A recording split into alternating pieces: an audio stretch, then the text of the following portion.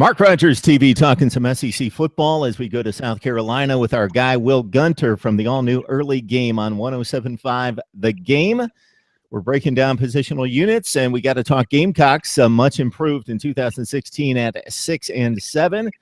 Will, how you doing today? Doing great. Glad it's Friday, man. We got baseball gets going here. You got spring football's a week away. Basketball's in full swing. It's a great time of the year.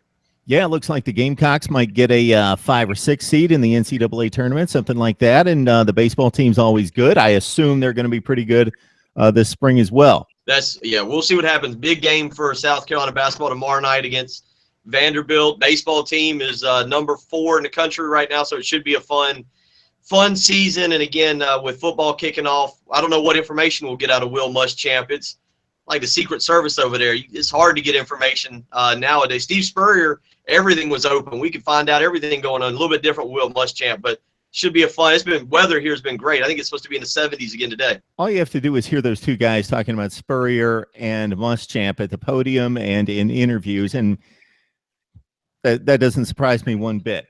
That's just the way, the mode of operation right there. All right, we're going to talk quarterbacks. We're going to talk wide receivers. And, of course, Jake Bentley came to the rescue after Brandon McEllwain pretty much underperformed the first few games of the season. And Jake Bentley, he is the future. 9 touchdowns, 4 interceptions, and 66% passer last year.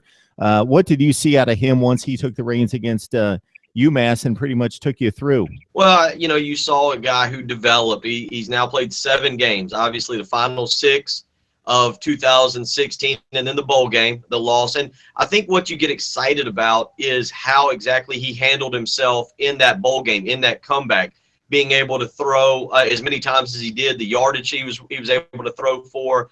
But you know what? As much as we'll talk about Jake Bentley, and he is a good quarterback and could be one of the best in the SEC, even as a sophomore.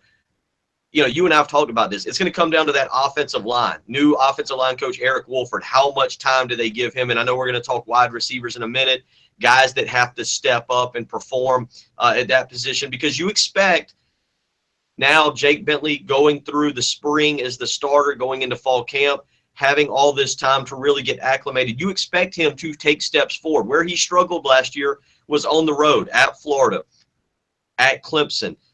That's going to be his next step. He was pretty good at home against Missouri, against Tennessee, obviously.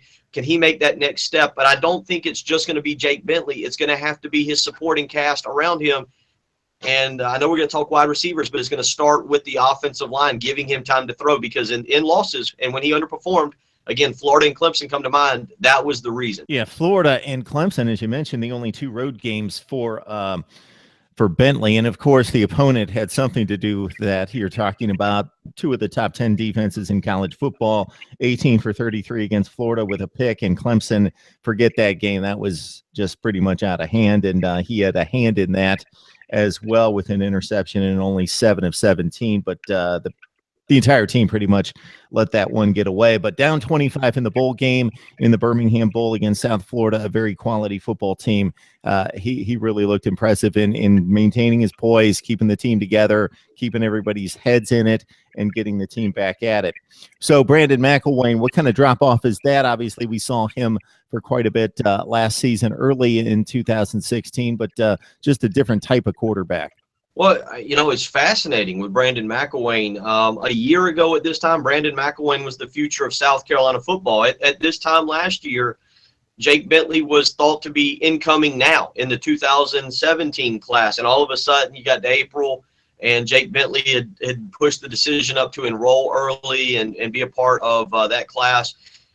Well, now here we are with Brandon McEllwain, and Jake Bentley's really grabbed the reins of that starting job. So Brandon McEllwain this spring is supposed to be focusing on baseball, which, again, you got to remember, he gave up about $2 million, a supposed top 50 pick in the Major League Baseball draft, to come to South Carolina. And Brandon McEllwain enters the baseball season.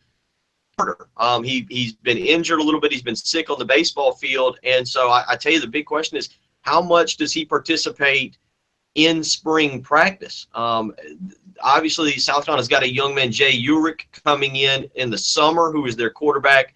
Was the quarterback of this recruiting class. Michael Scarnecchia is a Steve Spurrier holdover who was out last year with an injury, and he provides depth. But I tell you what, with Brandon McEllwain, it's going to be fascinating this spring to see how much he participates in football practice and how much time he spends with baseball. It's very difficult, as we all know, to do both.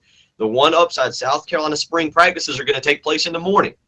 Of course, McElwain's got to fit both sports in. So is he taking morning classes to be able to accommodate baseball in the afternoon? I mean, it's a situation right now with Brandon McEllwain. I feel bad for the kid. He came in, he didn't know Bentley was coming in. He's gave up a high draft pick, and now it looks like he's lost his spot on the football team, and he's not projected as a starter on the baseball team. Man, you talk about a kid who's got one of the more interesting springs across the country. It's Brandon McEllwain. And again, that, as you just mentioned, that kind of leads back to the depth thing at quarterback for South Carolina. Yeah, that's a tough situation because it's not Jameis Winston where okay, he's going to go play baseball just as a side job, a hobby. He loves playing baseball. He's going to continue to do that. But, man, he's going to make big-time money in the NFL, but he wants to play baseball, so we'll let him play baseball. We need to appease him. Brandon McEllwain, it's probably the opposite type situation where he's trying to figure out where he can earn a living, and it appears to be baseball. But, the commitment that you have to make to play SEC quarterback is pretty substantial. So that's a difficult decision for him to make and trying to juggle all of it at the same time.